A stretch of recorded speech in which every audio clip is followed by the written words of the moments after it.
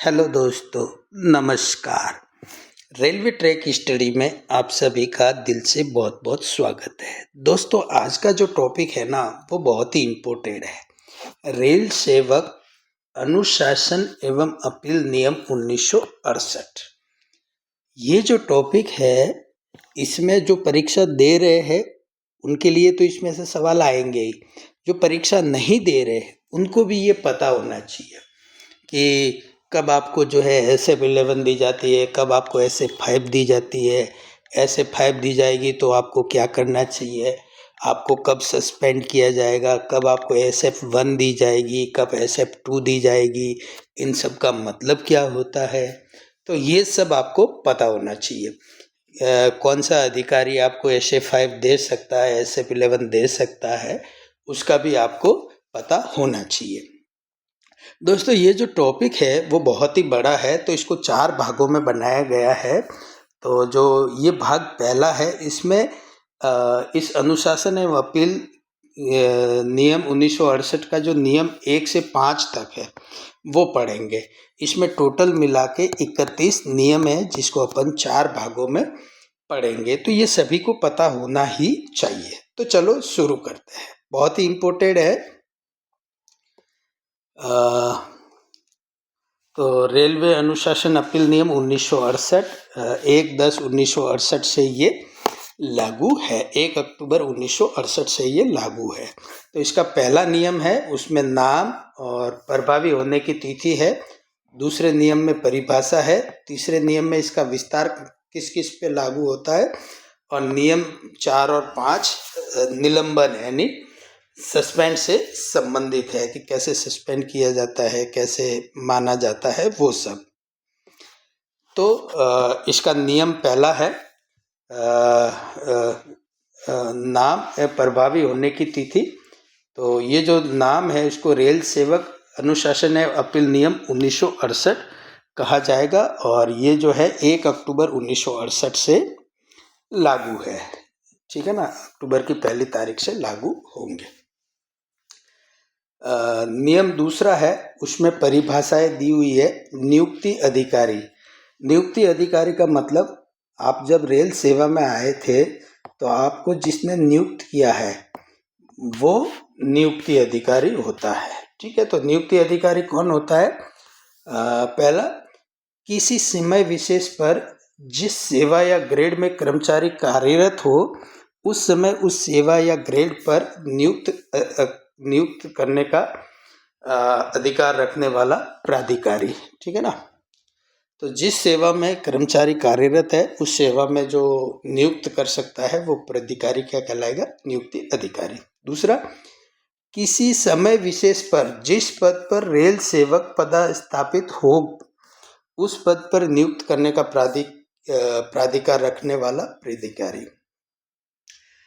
तो जैसे कि वो जिस पद में जो है अपॉइंट हुआ, उसके बाद उसका प्रमोशन हुआ, नेक्स्ट हुआ, तो इस पद पे कौन कौन उसको जो है नियुक्ति देता है? वो प्राधिकारी।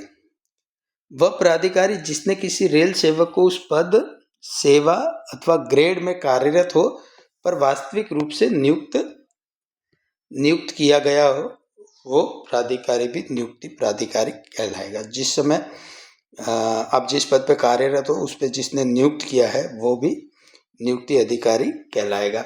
यदि कोई रेल सेवक जिसने रेल सेवा में अपनी वर्तमान नियुक्ति से पूर्व रेल प्रशासन के अधीनस्थ किसी अन्य विभाग में किसी अन्य स्थायी पद पर कार्य किया हो तो उस पद, सेवा या ग्रेड में नियुक्त करने वाला प्राधिकारी भी नियुक्ति अधिकारी माना जाएगा। इन सभी में जो सर्वोच्च होगा वही नियुक्ति अधिकारी माना जाएगा। अब मान लीजिए आपके जो है किसी भी मामले में जो वास्तविक नियुक्ति अधिकारी दर्शाने वाला कोई रिकॉर्ड उपलब्ध नहीं होता है, तो ऐसी स्थिति में जो महाप्रबंधक है उसको नियुक्ति अधिकारी माना जाएगा। महाप्रबंधक मतलब GM, जो जोनल रेलवे का हेड होता है। फिर विस्तार क्षेत्र, यानी कि ये नियम किस किस पर लागू होंगे? ये नियम सभी रेल सेवकों पर लागू होंगे, परंतु इन पे नहीं होंगे। किस पे? अखिल भारतीय सेवा के सदस्यों पर, यानी अखिल भारतीय सेवा के सदस्य कौन से होते हैं? जो यूपीएससी सेलेक्ट होके आते हैं, आईएएस, आईपीएस, आईएफएस वगैरह, उन पे। रेलवे प्रोटेक्शन फोर्स यानी आरपीएफ जो है के अंतर्गत परिभाषित हुए रेलवे सुरक्षा बल के सदस्य जो होते हैं उन पे ये लागू नहीं होगा। उस पे जो है दूसरे नियम लागू होते हैं।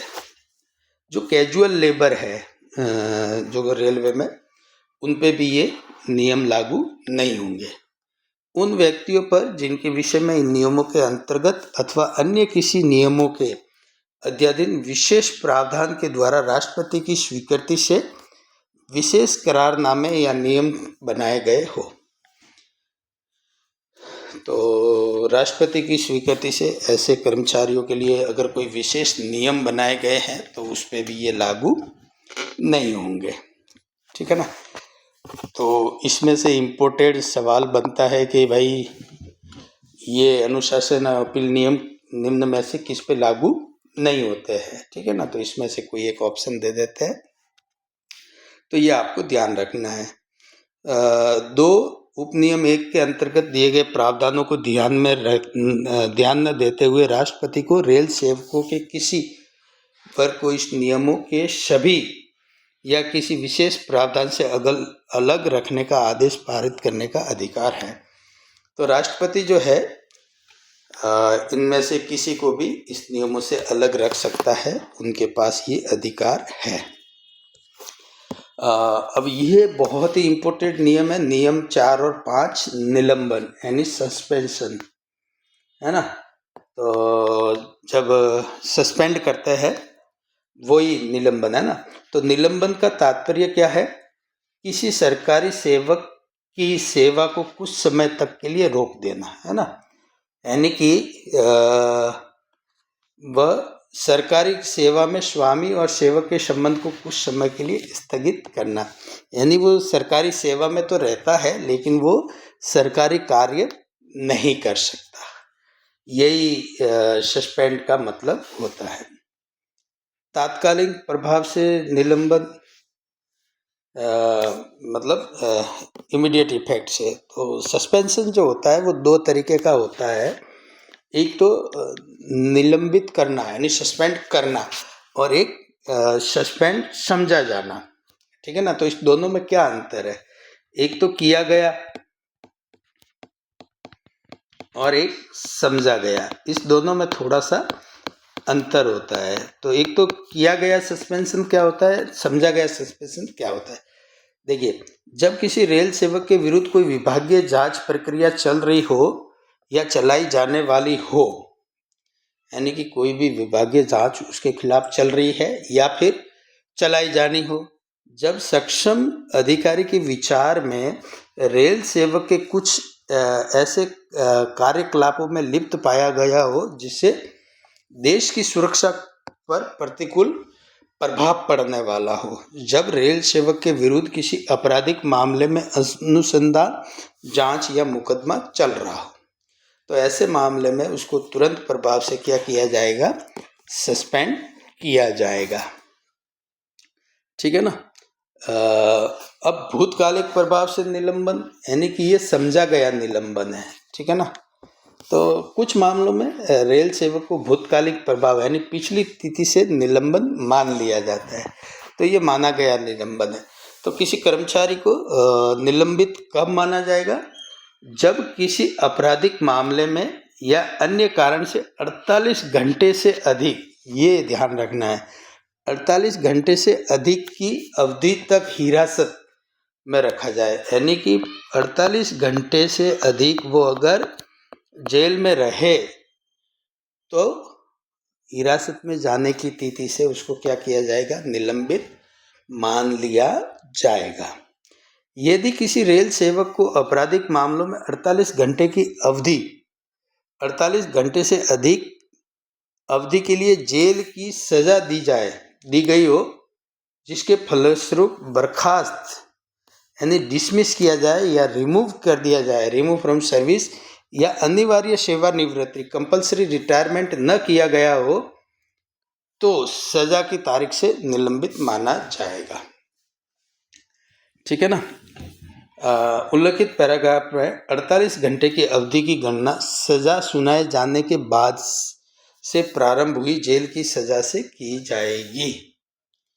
जिस तारीख को सजा सुनाई गई है उसके बाद से 48 घंटे की गणना जो है वो की जाएगी। यदि ये सजा छोटे छोटे अंतरालों में होगी तो उनको जोड़कर 48 घंटे मानी जाएगी। छोटे छोटे में है तो मानी जाएगी। ठीक है भैया।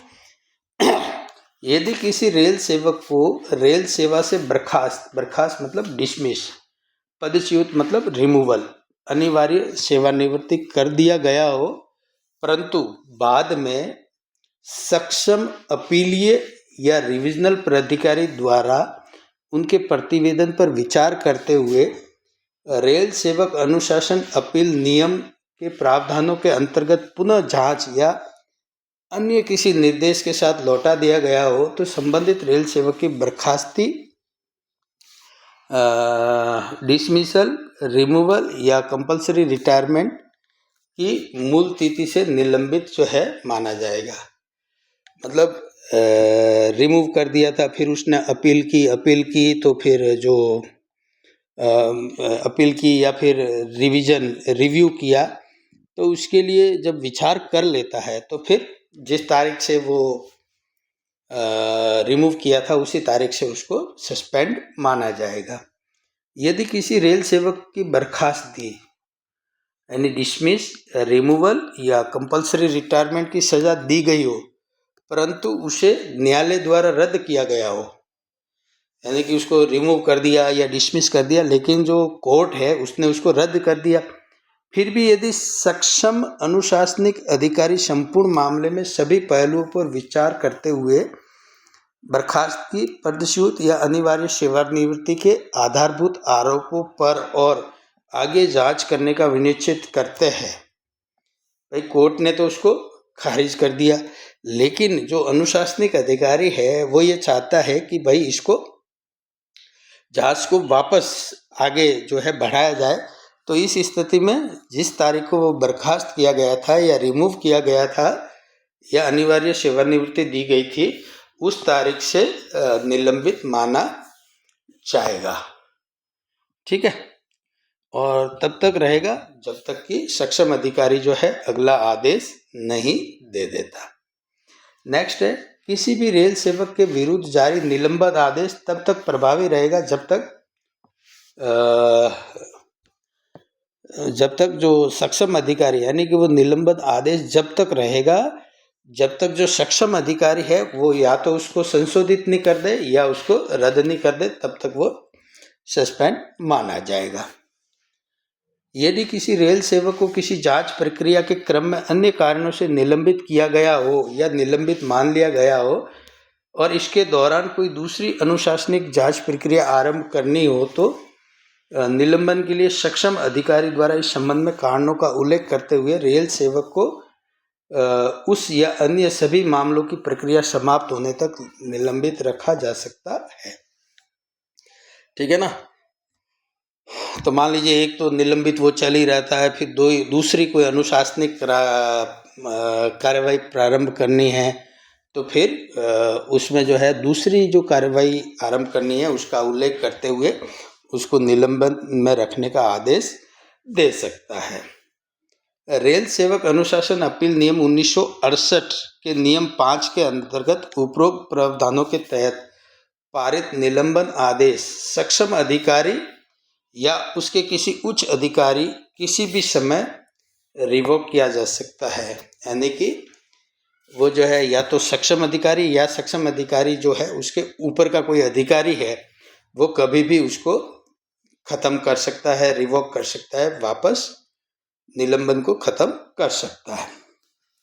उपनियम 5 में अंतर्विष्ट किसी बात के होते हुए इस नियम के उपनियम 1 के उपनियम 2 के अधीन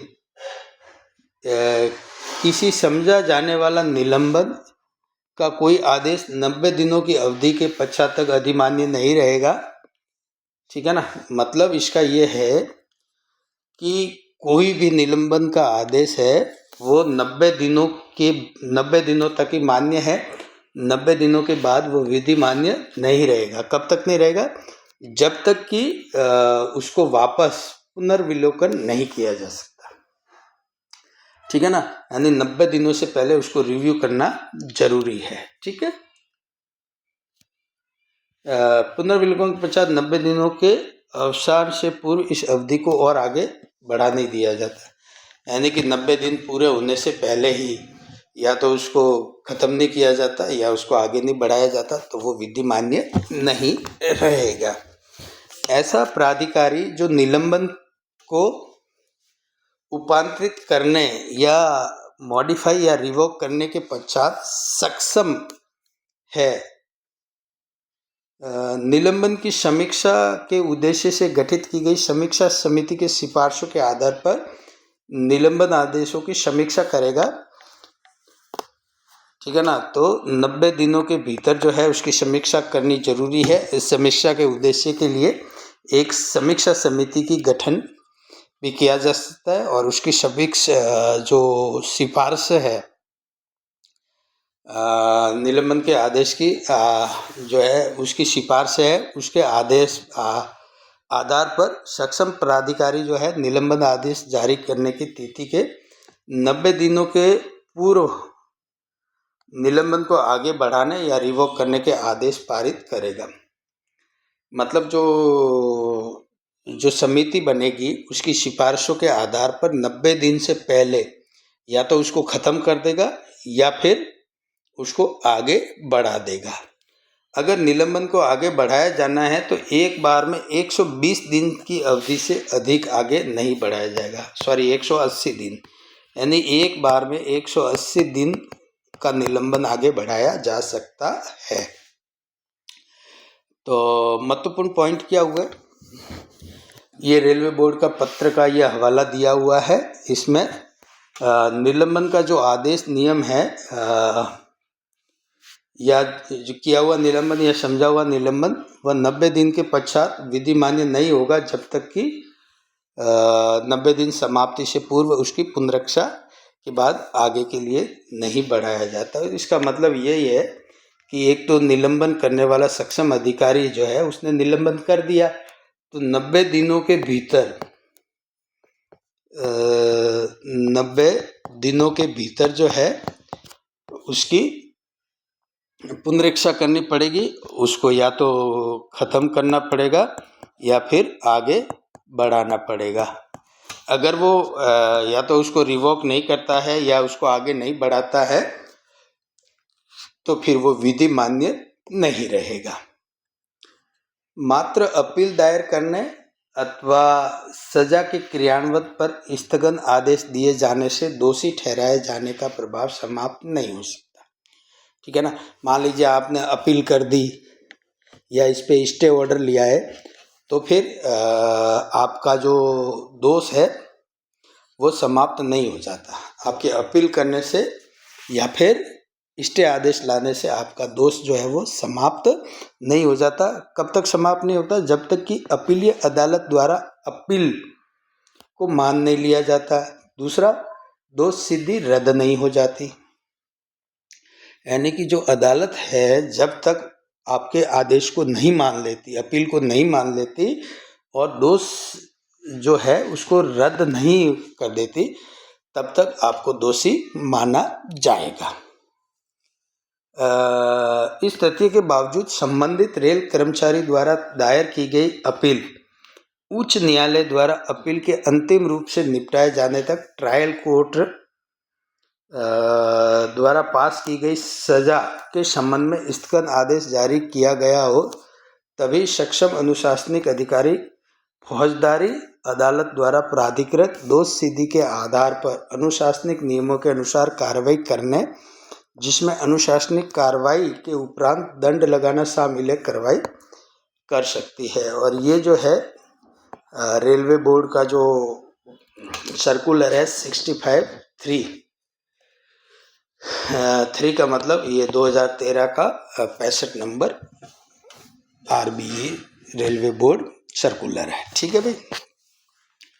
जहां रेल कर्मचारी को अनुशासनिक कार्रवाई विचाराधीन होने के कारण निलंबित किया गया है, वहां संपूर्ण प्रयास किए जाने चाहिए कि संबंधित कर्मचारी के विरुद्ध आरोप निलंबन 3 माह के भीतर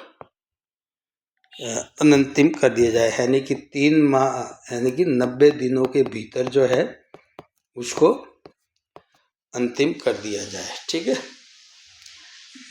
90 दिनों से आगे बढ़ाना है तो उसकी पुनरीक्षा करनी पड़ेगी।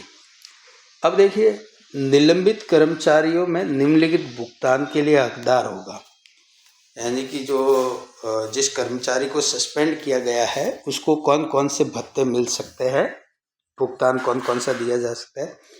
तो उसको जो निलंबित कर्मचारी को जो पेमेंट मिलती है उसको जीवन यापन भत्ता कहते हैं। और ये जीवन यापन भत्ता निलंबित कर्मचारी एक प्रमाण पत्र देता है कि भाई मैं जो है और कहीं और नहीं कमा रहा हूँ, उसके आधार पे ये भत्ता जो है उसको मिलता है।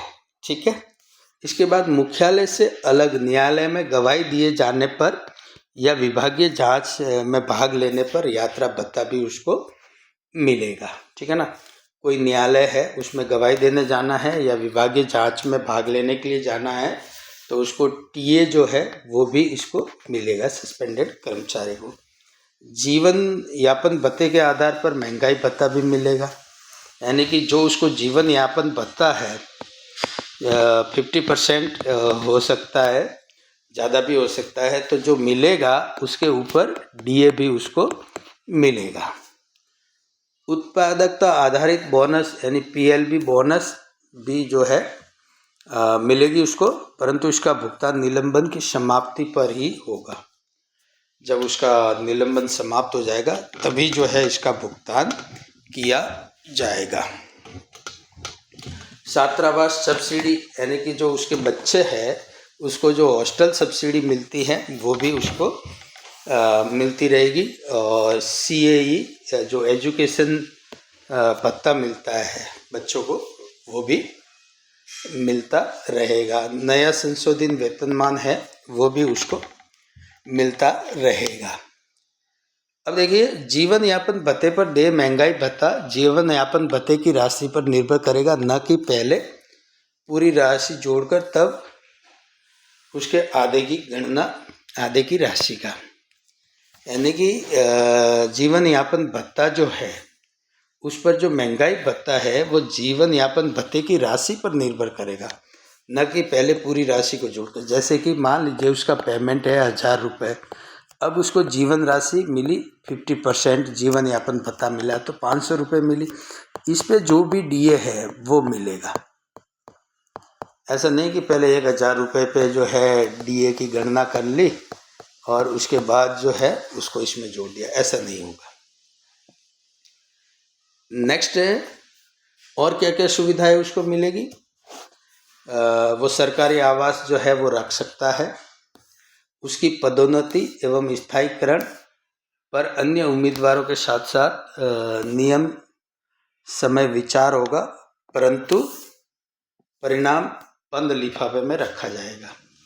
यानी कि उसकी जो पदोन्नति है वो भी जो अन्य उम्मीदवार हैं उनके साथ साथ होगी, लेकिन इसका जो परिणाम है वो बंद लिफाफे में रखा जाएगा। उसके बाद जब निलंबन समाप्त होगा, जो भी दंड समाप्त होगा, उसके बाद जो है उस लिफाफे को खोला जाएगा। वे बचाव सहायक के रूप में कार्य कर सकता है। जब कोई डीआर केस चलता है तो उसमें जो बचाव सलाहकार है रखते हैं, उसमें उसके रूप में भी वो कार्य कर सकता है। पीएनएम की बैठकों में भी भाग ले सकता है ना। पीएनएम मतलब परमानेंट नेगोशिएशन मशीनरी, ये जो यूनियन के साथ जो बैठकें होती है उसमें भी वो भाग ले सकता है। सक्षम अधिकारी द्वारा स्वीकृति प्रदान करने पर स्वेच्छा सेवानिवृत्ति ले सकता है, यानी कि अगर सक्षम अधिकारी है वो स्वीकृति प्रदान कर लेता है तो वो स्वैच्छिक सेवानिवृत्ति भी ले सकता है। मान्यता प्राप्त संघ का पदाधिकारी निर्वाचित हो सकता है। कोई भी यूनियन है उसका पदाधिकारी निर्वाचित हो सकता है। सक्षम अधिकारी द्वारा इस आशय का आदेश देने पर निलंबन की अवधि पेंशन के लिए अर्ह सेवा मानी जा सकती है। यानी कि जितना दिन वो निलंबन में रहेगा तो उसमें अगर सक्षम अधिकारी है वो आदेश दे दे कि भाई इसको पेंशन के लिए जो सर्विस जोड़ी जाएगी उसमें इसको भी जोड़ना है तो वो भी जोड़ा जा सकता है। नेक्स्ट है, रेलवे अस्पतालों के आउटडोर और इंडोर में चिकित्सा सुविधा प्राप्त कर सकता है। जीवन यापन भत्ते का पुनरीक्षण करवा सकता है। ठीक है ना। पुनरीक्षण मतलब जैसे कि उसको 50% जीवन यापन भत्ता दिया जा रहा है तो वो सक्षम अधिकारी से कह के इसको बढ़वा भी सकता है।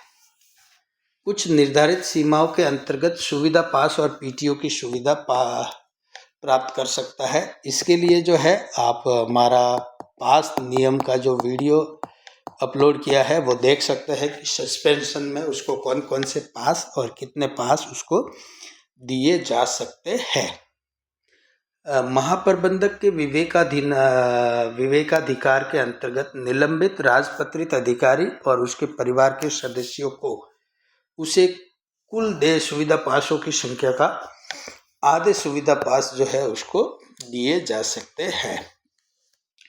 मंडल रेल प्रबंधक के विवेकाधिकार के अंतर्गत निलंबित तृतीय या चतुर्थ श्रेणी कर्मचारियों व इनके परिवार के सदस्यों हेतु एक पूरा सेट या 2 आधे सेट जारी किए जा सकते हैं, लेकिन शर्त यह है कि जब वो जारी करते हैं तो उसके खाते में एक सेट बकाया रहना चाहिए। ठीक है ना। यानी कि जब वो जारी कर दिया तो उसके बाद भी एक सेट उसके खाते में रहना चाहिए। स्कूल पास जो उसके बच्चों को दिया जाता है उस पर निलंबन का कोई प्रभाव नहीं पड़ेगा और उसका नाम जो है अभिभावक की हैसियत से शामिल किया जा सकता है। भविष्य निधि से अग्रिम यानी कि जो पीएफ जो का पैसा है वो भी निकाल सकता है फाइनल। निलंबन की अवधि के दौरान कर्मचारी के पद वेतन वरीयता पर प्रभाव नहीं पड़ेगा। ठीक है भाई। तो ये थे उसको सुविधा है। अब जीवन यापन भत्ते से की जाने वाली कटौतियाँ। तो निलंबित कर्मचारी जो है उसको जब निलंबित कर दिया गया है तो जीवन यापन भत्ता मिलेगा तो उस भत्ते से क्या क्या कटौतियाँ कर सकते हैं। अनिवार्य कटौतियाँ मतलब ये तो करनी है। आयकर, जितना भी आयकर है वो देना ही है। मकान भाड़ा, विद्युत, जल प्रभार यानी जिस क्वार्टर में रह रहा है उसका किराया और बिजली और जल दोनों का जो है बिल उसको देना पड़ेगा। स्टेशन, स्टोर, वर्कशॉप डेबिट, इसमें अगर कोई उसका डेबिट है तो वो भी दिखाना पड़ेगा। चिकित्सालय भोजन चार्ज अगर है तो वो भी देना पड़ेगा। ठेका प्रणाली के अद्य दिन दी गई चिकित्सा सुविधा के लिए दे डॉक्टर की फीस। तो अगर ठेका प्रणाली है और उसमें डॉक्टर की फीस लगती है तो वो भी अनिवार्य रूप से देनी पड़ेगी। सरकार से कोई ऋण लिया गया है, कोई एडवांस लिया गया है तो उसकी किस्त की कटौती जो है वो अनिवार्य रूप से करनी पड़ेगी। सरकार की हुई क्षतिपूर्ति के लिए की जाने वाली कटौती यदि सक्षम अधिकारी ने उस पर रोक न लगाई हो, यानी कि सरकार को कोई भी क्षतिपूर्ति हुई है, ठीक है ना, तो उसके लिए अगर उसके वेतन से कटौती की जानी है, अगर सक्षम अधिकारी ने उस पर रोक नहीं लगाई है तो वो भी की जाएगी। ऐच्छिक कटौतियाँ मतलब ये करवाना चाहे तो करवा सकता है, नहीं करवाना चाहे तो नहीं करवाना है। ठीक है। तो जीवन बीमा की पॉलिसी का प्रीमियम वो चाहे तो करवा सकता है। रेलवे इंस्टीट्यूट और क्लब का अंशदान वो चाहे तो करवा सकता है। सरकारी समिति का ऋण वो चाहे तो दे सकता है। कर्मचारी सहायता कोष निधि से लिए गए ऋण की किस्तें, स्कूल की फीस, ये उस कर्मचारी के ऊपर डिपेंड करता है। वर्जित कटौतियाँ, कौन कौन सी कटौतियाँ उसमें नहीं की जाएगी? एक तो पीएफ की कटौती नहीं की जाएगी, और न्यायालय द्वारा कुर्क की गई राशि जो है उसकी कटौती उसके जीवन यापन भत्ते से नहीं की जाएगी। निलंबन के दौरान कर्मचारी पे क्या क्या पाबंदियां लागू रहेगी? तो निलंबन की अवधि में एक तो मुख्यालय से बाहर नहीं जा सकता, अगर बाहर जाना है तो उससे सक्षम अधिकारी से पूर्वानुमति लेनी पड़ेगी। उसको किसी भी तरह का अवकाश स्वीकृत नहीं किया जाएगा क्योंकि वो निलंबन में है। आवास किराया मुक्त था, यदि आवास किराया मुक्त था तो निलंबन की अवधि के दौरान अवधि में किराया जो है देना होगा। यानी कि अगर आवास का किराया उसको नहीं लग रहा है तो अगर सस्पेंड करेंगे तो उसको किराया देना पड़ेगा। पदोन्नत नहीं हो पाएगा जब तक कि उसका पूरा फैसला नहीं होता। वार्षिक वेतन वृद्धि नहीं मिलेगी जब तक कि उसका पूरा फैसला नहीं होता। कोई व्यापार या पैसा नहीं कर पाएगा, व्यापार नहीं कर पाएगा। किसी भी तरह के प्रशिक्षण में नहीं भेजा जाएगा। जो रेजिडेंशियल कार्ड पास की सुविधा है वो ये नहीं ले पाएगा। इसके बाद जेसीएम और पीएनएम की बैठकों में भाग लेने के लिए उसको यात्रा पास भी नहीं मिलेगा। निलंबन नियमों के तहत यात्रा भत्ता अत्यंत सीमित होगा। नई पेंशन योजना के अंतर्गत अंशदायी की कटौती जो एनपीएस में है उसकी एनपीएस की कटौती भी जो है वो नहीं की जाएगी। तो है ना बड़ा इंटरेस्टिंग टॉपिक। आप इसको अच्छे से देखें और समझे। ये परीक्षा की दृष्टि से तो इम्पोर्टेंट है ही, उससे ज़्यादा इम्पोर्टेंट अपने दैनिक जीवन में है। तो आपको कैसा लगा ये कमेंट्स करके ज़रूर बताएं, और अच्छा लगा हो तो लाइक करें और चैनल को सब्सक्राइब करें। धन्यवाद।